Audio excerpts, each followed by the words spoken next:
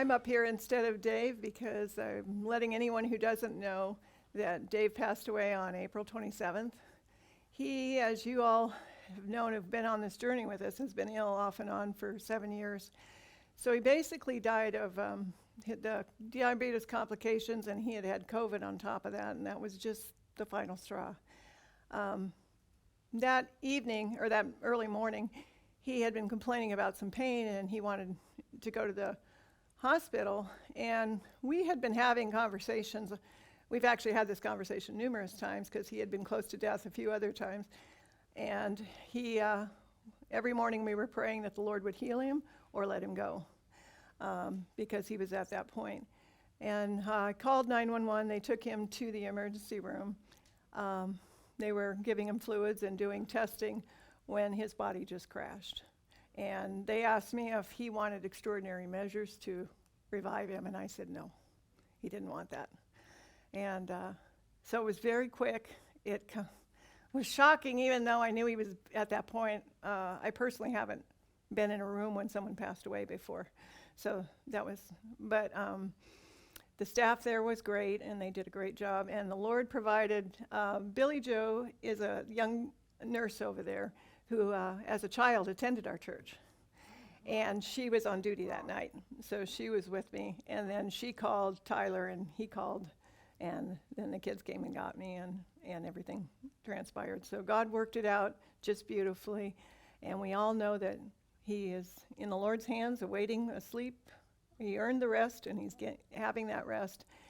And we will be having a service later. My third son, Patrick, who lives in Newport, Washington, is down with the flu. And so we're going to delay it till he's well, because I wouldn't want to have a service that he couldn't come to. So we will let people know, and if you want to know, you can call too. And we just wanted to let you know that David loved all of you. He loved being your pastor, and he was thrilled to be in the Lord's vineyard. So now I'll turn it over to Kevin. All right, good morning. As Martha made the announcement, I'm sure you guys are all aware. I'd just like to share something. After Dave was not here, I sat in his office chair and looked at his Bible and where it was opened up to, and it was opened up to the book of Malachi. So I read these verses that just happened to be right there on the page, and I'll read these to you. This is Malachi chapter 3, 16. Then they that feared the Lord spake often one to another, and the Lord hearkened and heard it, and a book of remembrance was written before him for them that feared the Lord and that thought upon his name. And they shall be mine, saith the Lord of hosts, in that day when I make up my jewels, and I will spare them, as a man spareth his own son that serveth him. Then shall ye return and discern between the righteous and the wicked, between him that serveth God and him that serveth him not. And what an excellent end-time prophecy we read there, because we know that Dave believed in speaking about God and his kingdom as often as he could, and the Lord will remember him when it's in that day, and as we all will, and we all strive towards that day. And Pastor Barley told me that death is not something we run from as kingdom believers. It's something we embrace, and it's a necessary part of life. It's a step closer to the kingdom of God perfected on the earth. That's our great hope, the thing we look forward to, the hope of the resurrection. Now, over the last few weeks, we've been covering family law, specifically biblical inheritance. We'll continue with that.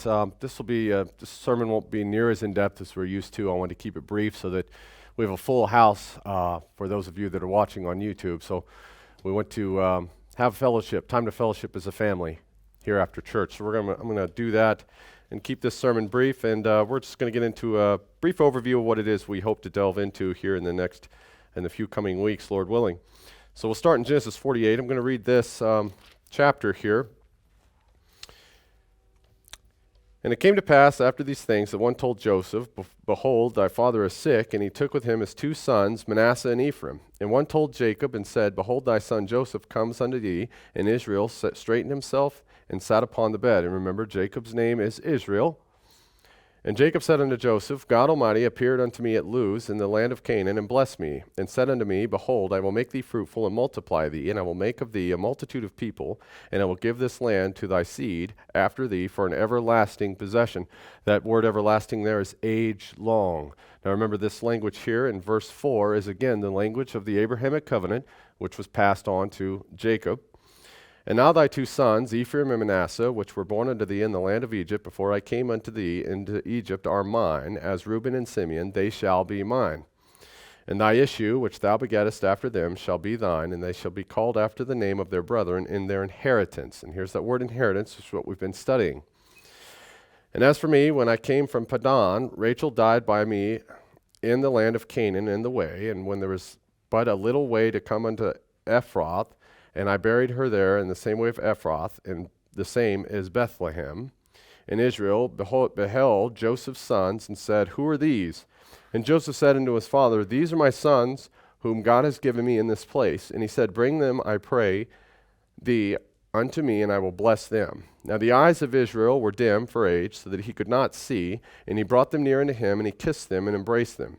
And Israel said unto Joseph, I had not thought to see thy face, and lo, God showed me also thy seed. And Joseph brought them from between his knees, and bowed himself with his face to the earth. And Joseph took them both, Ephraim in his right hand toward Israel's left hand, and Manasseh in his left hand towards Israel's right hand, and brought them near unto him. And Israel stretched out his right hand, and laid it upon Ephraim's head, who was the younger, and his left hand upon Manasseh's head, guiding his hands wittingly, for Manasseh was the firstborn. And he blessed Joseph, and said, God before whom my father Abraham and Isaac did walk, the God which fed me all my life long unto this day, and the angel which redeemed me from all evil, bless the lads, and let my name be named on them, and the name of my fathers Abraham and Isaac, and let them grow into a multitude in the midst of the earth. Here it is. Jacob, Israel, is passing on the Abrahamic covenant, which is his, on to Joseph's sons. This will be inheritance by adoption. This is a case. And when Joseph saw that his father laid his right hand upon the head of Ephraim, and it displeased him, and he held up his father's hand to remove it from Ephraim's head unto Manasseh's head. So see, he'd crossed his hands, and Joseph said that's a mistake. The right hand was to go upon the oldest son for the firstborn inheritance, which would be a double portion. And Joseph said unto his father, Not so, my father, for this is my firstborn. Put thy right hand upon his head. And his father refused, and said, I know it, my son, I know it. He shall become a people, and he shall be great. But truly his younger brother shall be greater than he. His seed shall become a multitude of nations. He's speaking of Ephraim. And he blessed them that day, saying, And thee shall Israel bless, saying, God make thee as Ephraim and as Manasseh. And he set Ephraim before Manasseh. And Israel said unto Joseph, Behold, I die, but God shall be with you, and bring you again into the land of your fathers. Moreover, I have given to thee one portion above thy brethren, which I took out of thy hand of the Amorite with my sword and with my bow. So here is a case of firstborn, and the firstborn, of course, not having the double portion. When he crossed his hands, he gave the firstborn rights to Ephraim. And later on in the Bible, you'll see that Ephraim, in end-time prophecy, is a nickname for latter-day Israel. That's who we identify ourselves with. Ephraim and Manasseh would, of course, be the two houses joined into one flock, as Christ said they would be one day in the new land. So we read this, and we're going to have to get into a lot of Bible economics, and it's a very complex and complicated subject. So I'm keeping it light today so we can get an overview of what it is we're looking at. Biblically, the main heir in the Bible is the one that supported and cared for the parents as the need required it. If you look at how this works, Abraham lived with Isaac and Jacob, not with Ishmael or his sons by Keturah, you see. Isaac lived with Jacob, not Esau, and Jacob lived under the care and supervision of Joseph. Therefore, when we read Genesis 48, we'll see that Joseph received a double portion through the adoption of Joseph's two sons, and these two sons were made heirs on equal terms with the rest of Jacob's sons. Reuben was cut out.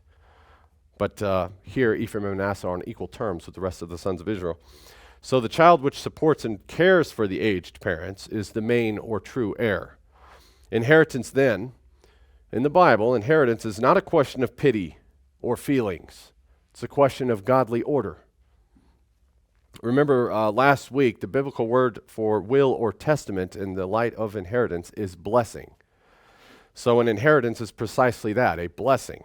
So for a parent to confer a blessing, or the primary or central blessing on an unbelieving child, or a rebellious and contemptuous child, then is to bless evil. You see? And there's an order to this. Now, have we seen some portions, like we saw last week, some portions of biblical wills have elements of predictive prophecy as well as legal disposition. If you look at Genesis 49, look at the verses 3 through 7, which we read, you'll see that the words of Jacob to his sons Reuben, we didn't read 40, we read 48. 49 says, Reuben, thou art my firstborn, my might, and beginning of my strength, the excellency of dignity and the excellency of power, unstable as water, thou shalt not excel, because thou wentest up to thy father's bed, then defilest thou it. He went up to my couch. Verse 5, Simeon and Levi are brethren, instruments of cruelty are in their habitations.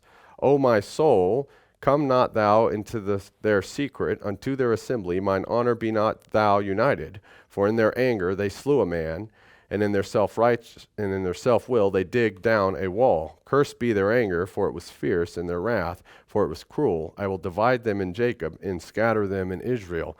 So here, these are the words of Jacob to his sons Reuben, Simeon, and Levi. And you'll see here this is a combination of blessings and curses spoken here.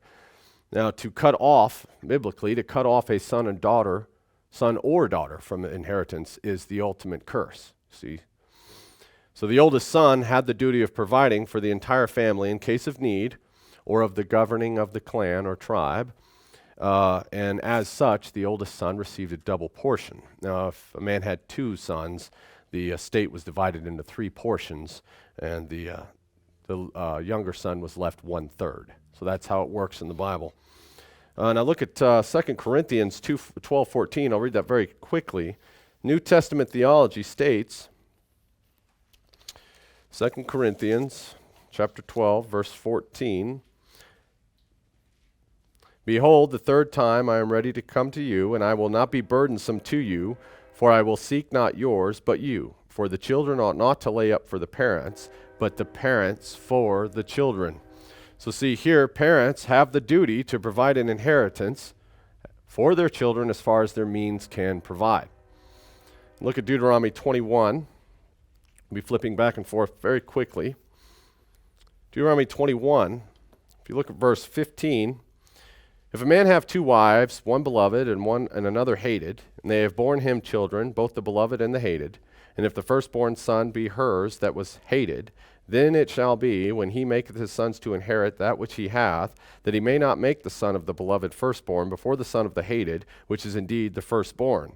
But he shall acknowledge the son of the hated for the firstborn, by giving him a double portion of all that he has, for he is the beginning of his strength, and the right of the firstborn is his.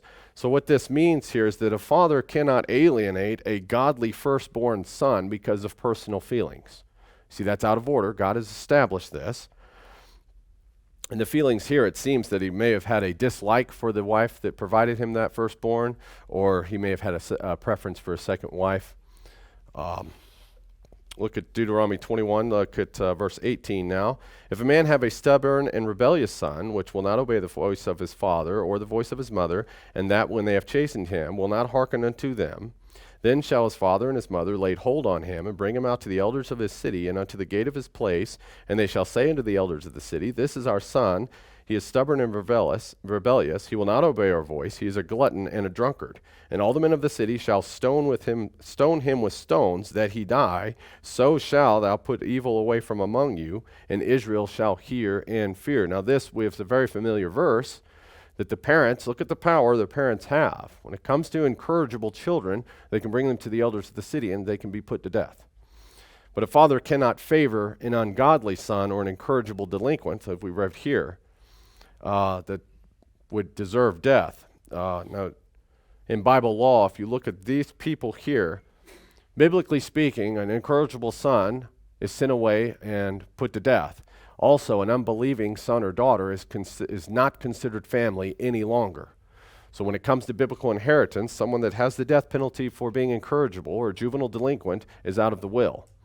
Also, the unbelieving child. And like we said earlier, when you do give a blessing to a rebellious or unbelieving child, then you are blessing that evil. And this is the thing God's telling us to stay away from. Numbers 27. And like I said, we read this morning in James that your yes will be yes and your no will be no. We understand that as a principle as Christians are to have and to hold. And when you bless something, you have to stay with it. So careful what it is that you make oaths or declare things on. Numbers 27, we'll start at verse 1. Now, this is a very familiar little story about inheritance. Then came the daughters of Zelophehad, the son of Hepher, the son of Gilead, the son of Machir, the son of Manasseh, of the families of Manasseh, the son of Joseph. And these are the names of his daughters: Mahlah, Noah, Hoglah, Milcah, and Tirzah. I'm sorry, I'm not Hebrew. These are difficult names. And they stood before Moses and before Eleazar the priest, and stood before the princes and all the congregation by the door of the tabernacle of the congregation, saying, Our father died in the wilderness, and he was not in the company of them that gathered themselves together against the Lord in the company of Korah. So he was a godly man. He did not lead a little insurrection as Korah did, but died in his own sin and had no sons.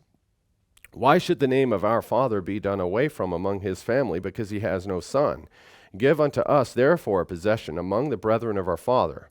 And Moses brought the cause before the Lord, and the Lord spake unto Moses, saying, The daughters of Zelophehad speak right. Thou shalt surely give them a possession of an inheritance among the father's brethren, and thou shalt cause the inheritance of their father to pass unto them. Now this is a very important little case here. And notice that Moses did not have the answer, so he inquired of the Lord.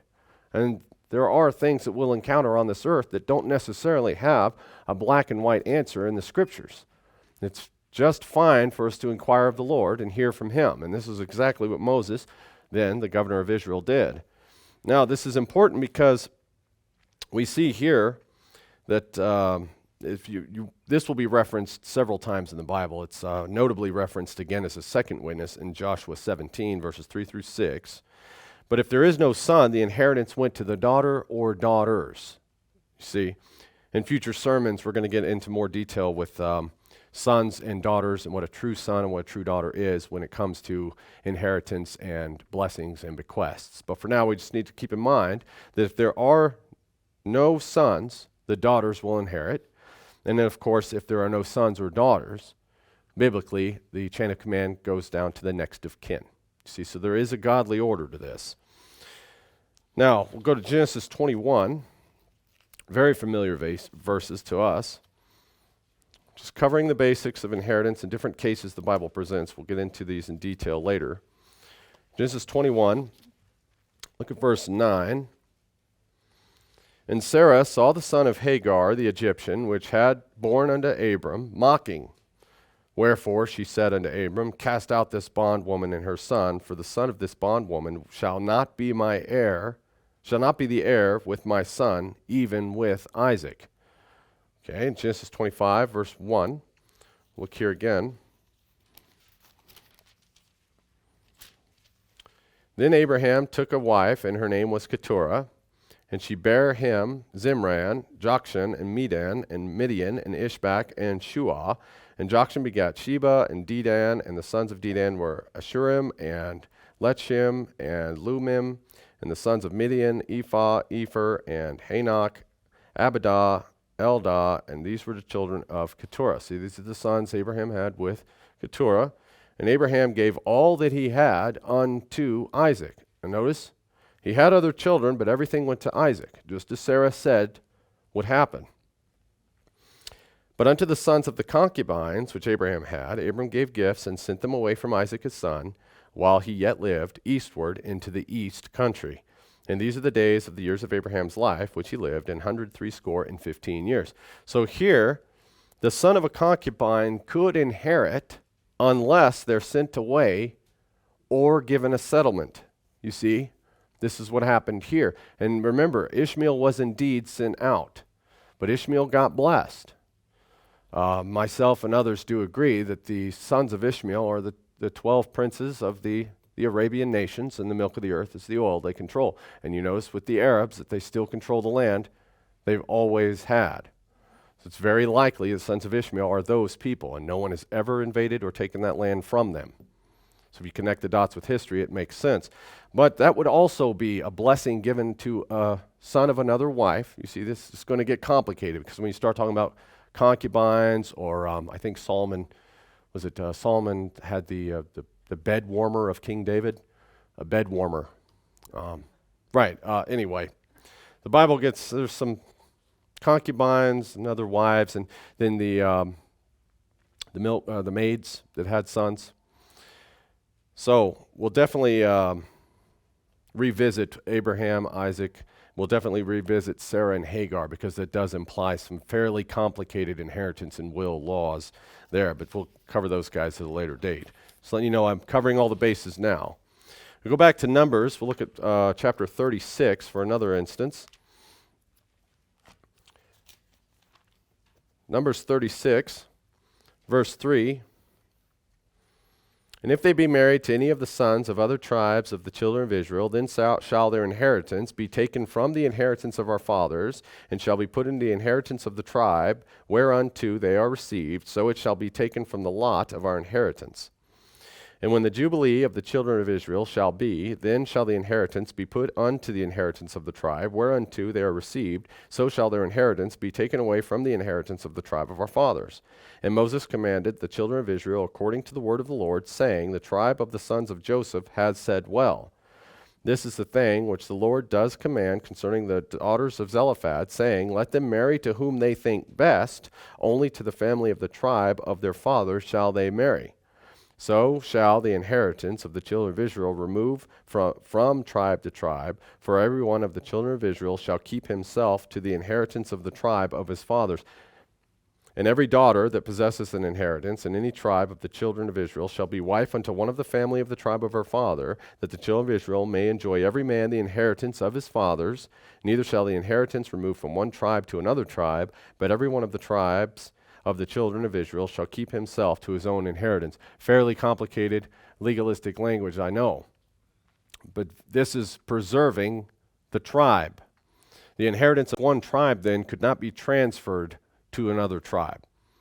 You see, and as you get into land laws, that way the land itself could not become alienated. So you could not pass things over the fence from tribe to tribe. It would cause serious family problems. And here's telling you who can, when you do marry, where the dowry comes from, to whom it goes to, all within the tribe. And there's different customs and courtesies that follow that. But God preserved the tribe's wealth within the tribe. That way one couldn't get too strong or too weak, and then you have monopolies, you couldn't join lands, all Bible law and all Bible economics. Now, let's look at end-time prophecy and see what we can find out about this land. And this is where it gets interesting. If we go to Ezekiel 46,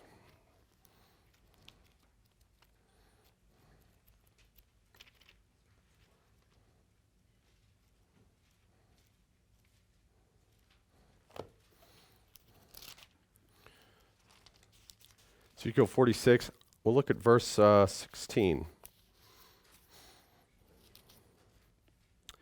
Thus saith the Lord God, if the prince give a gift unto any of his sons, the inheritance thereof shall be his sons, it shall be their possession by inheritance.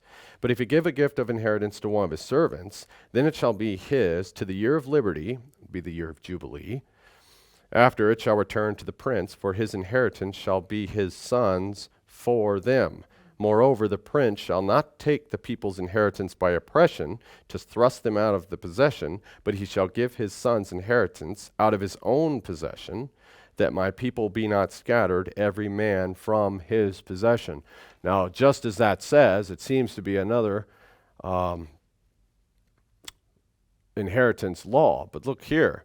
If a prince or king can give property to a servant, however, upon the year of Jubilee, it's reverted back to the prince's sons.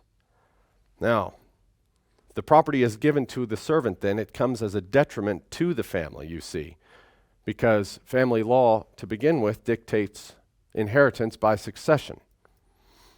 Interesting, though, this little passage we read seems to have end-time implications. And see here, if the prince gives his land, which is his to give, to a servant people because his sons are not deserving of it or they're disinherited of it, then what has happened to, and we read in Ezekiel, Israel's land was taken from them and given to whom? Another people, and they served them. And if you read the end-time prophecy of Joel, you'll find out that the other servant nations, the Assyrian is called the rod of anger in God's hand. The other servant nations are cankerworms, caterpillars, the palmer worm. So these other nations that have taken over the land of Israel, and God gave to them, but at the year of Jubilee, which is what? When the Lord returns, the land that belonged to his sons will be theirs. That's Bible law. But the king can do as he pleases with his land, can he not? So when Israel is in disobedience, as they were here, he saw to it that our land was taken from us, disinherited, given to a servant people who have a good purpose to chastise Israel. But at the year of his return, the year of Jubilee, that land will revert back to the prince's sons. Now, who are the daughters and sons of the king? Christian Israel. That's end-time prophecy, all wrapped up in Bible inheritance laws. You see how amazing it is and how important it is that we understand who we are, where we are, and what will happen at the coming of the Lord's second advent, because it will all play out. And apparently, we're not going to be anywhere near the other races on the new earth. Each man will return unto his own country. Seems we have a lot to learn about this new age that'll be upon us soon. Also note here in verse 18 that the prince or the state could not seize property or confiscate it. You see, inheritance comes first as an orderly set of events. Now that we know who Mystery Babylon is, she cannot seize our property. It's the king that gives it back to us, and his word is law. Now, that's a few aspects of inheritance laws we'll look at in detail in future sermons. Let's look to a matter that's more applicable to our modern contemporary setting then. The biblical laws of inheritance are God's laws now, and they differ from the modern laws that we have here in this land concerning inheritance. Today, the state makes itself the main and sometimes the only heir. The state tends to receive the blessing above all others. See, and we know this. In this age, the state has insinuated itself into both being parent and child. And this has everything to do with inheritance as well. In this age, the state offers to do what? Educate all children and support all needy families, correct? So the state is now the great mother and the great father of the family. It also offers to support the state, the elderly, as the son, which makes the state the true heir, who is entitled to collect the inheritance. And you understand this. When you ship someone off to a nursing home, they take the property as collateral, do they not? That makes the state the caregiver. According to Bible law, if the state's the caregiver, then it gets the inheritance as the oldest son, you see. You see how out of order this is. In filling these roles, then, Mystery Babylon is the great corrupter of our society, and she is at war with God's established order, and she's especially at war with the family. In God's order, the welfare agency is the family and the church. The family comes first in the basic welfare role in providing for its sick and needy members, and in educating the children, caring for the parents, and coping with emergencies and disasters. That's the family's role. It's the strongest unit in Israel, God's family unit. When we allow the state to intrude upon the role or roles of educator and welfare provider, we bankrupt ourselves and the nation as a whole. We deteriorate. Why?